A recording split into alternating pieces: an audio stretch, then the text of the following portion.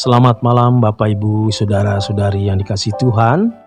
Renungan firman Tuhan Pendeta Dr. Erastus Sabdono malam hari ini berjudul Kehadiran yang Mendewasakan. Kegagalan bangsa Israel pada zaman Yesus disebabkan karena mereka tidak mau mengerti maksud utama kedatangan Yesus. Konsep Mesias di dalam pikiran mereka berbeda dengan Mesias yang Allah sediakan bagi manusia. Pada mulanya murid-murid Yesus sendiri juga salah mengartikan maksud kedatangan Yesus. Tetapi kemudian hari mereka menyadari kesalahan mereka dan mereka mulai mengerti maksud keselamatan yang Allah berikan kepada manusia melalui Yesus Kristus. Jadi memang pada mulanya murid-murid mengikuti Yesus karena mau mengubah nasib di bumi ini. Tetapi ternyata yang diubah oleh karya salib Yesus adalah nasib kekekalan mereka. Setelah mereka memahami maksud ini, isi keselamatan tersebut, barulah mereka menjadi orang percaya yang sangat militan, rela kehilangan harta, keluarga, dan nyawa mereka demi iman kepada Yesus, serta menaruh seluruh pengharapan mereka kepada kehidupan yang akan datang. 1 Petrus 1 ayat 3 dan 4 dan 13. Seperti orang-orang Yahudi pada zaman Perjanjian Baru tersebut, demikian pula banyak gereja hari ini menyimpang dari kebenaran oleh karena mereka salah mengalami maksud keselamatan yang Allah berikan. Hal ini khususnya terjadi atas mereka yang menganut teologi kemakmuran. Mereka memandang kekristenan sebagai jalan keluar untuk memperoleh kemudahan hidup, mengalami mukjizat dan berkat-berkat jasmani, serta kesuksesan secara umum. Sehingga fokus hidup tidak diarahkan pada maksud keselamatan diadakan oleh Allah. Orang yang fokus hidupnya demikian tidak akan dapat mengerti proses keselamatan yang Yesus berikan.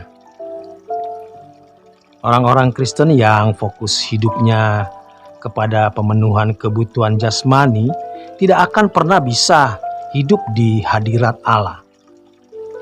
Kalau seseorang berurusan dengan Allah hanya karena menyangkut masalah pemenuhan kebutuhan jasmani, maka kehadiran Allah tidak dibutuhkan atau dicari secara permanen atau terus-menerus.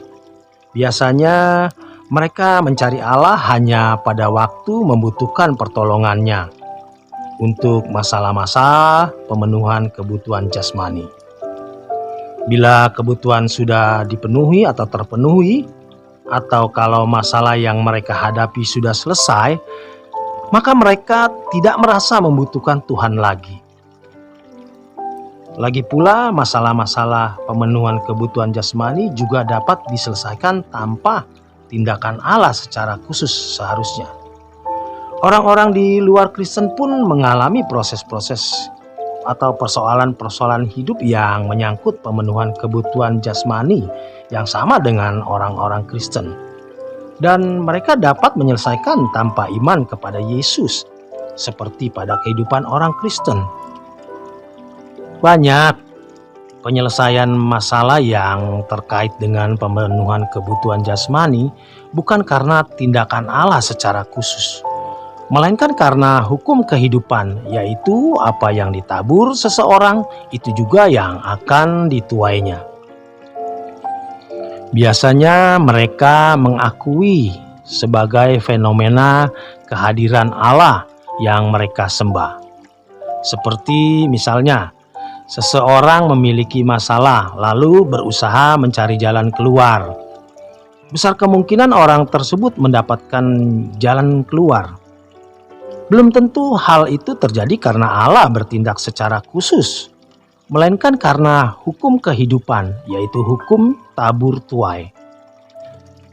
Kalau hal tersebut terjadi dalam kehidupan orang Kristen, biasanya diklaim dan dimaknai sebagai tindakan khusus Allah. Padahal hal tersebut adalah fenomena hukum tabur tuai secara umum yang juga dialami oleh orang di luar Kristen. Ini bukan berarti menyangkal kehadiran Allah dan campur tangan Allah dalam kehidupan orang percaya. Tetapi hendaknya fenomena tersebut tidak selalu dimaknai sebagai hadirat Allah.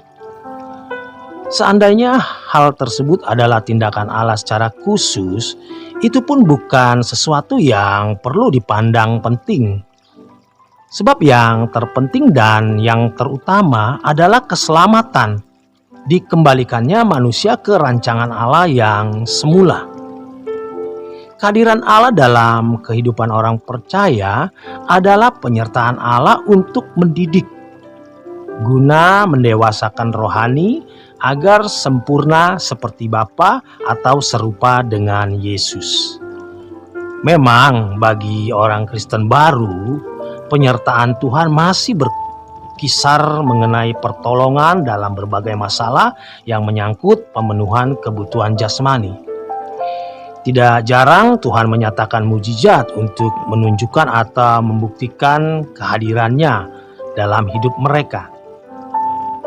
Tetapi ketika Tuhan memandang seseorang atau seorang Kristen sudah mulai dewasa, maka penyertaan Tuhan adalah penyertaan untuk mendewasakan. Di sini kita menemukan kehadiran Allah sebagai Bapa yang mendidik. Ibrani 12 ayat 3 sampai dengan 10. Dan kehadiran Tuhan Yesus sebagai guru yang mengajar.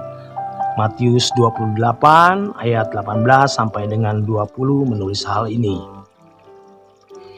Ketika Yesus berkata bahwa Dia akan menyertai orang percaya sampai kesudahan zaman, konteksnya adalah ketika Yesus memberi mandat orang percaya untuk memuridkan orang lain. Dalam hal ini, hadirat Allah memiliki tujuan lebih kepada proses keselamatan, yaitu dikembalikannya manusia ke rancangan Allah yang semula. Jadi, hadirat Allah berisi didikan Bapa untuk menjadikan orang percaya serupa dengan Yesus. Dengan demikian, kesaksian kehadiran Allah dalam kehidupan seseorang tampak dalam perubahan karakternya. Orang-orang yang benar-benar hidup di hadirat Allah pasti semakin hari semakin serupa dengan Yesus.